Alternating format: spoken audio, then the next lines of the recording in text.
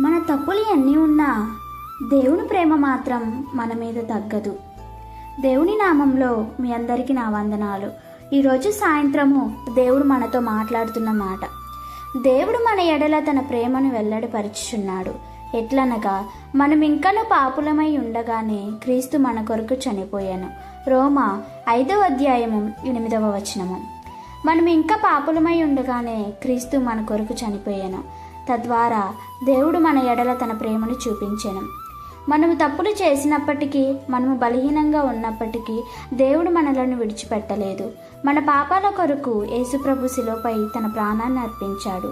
ఈ లెంట్ రోజుల్లో ఆయన చేసిన ఆ త్యాగాన్ని గుర్తు చేసుకుంటూ మన జీవితాన్ని దేవునికి మరింత దగ్గరగా తీసుకెళ్దాం. ప్రార్థన.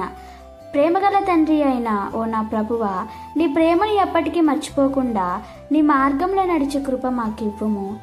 ఆమెన్. ఇలాంటి దేవుని వాక్యాల కోసం ఛానల్ని సబ్స్క్రైబ్ చేయండి.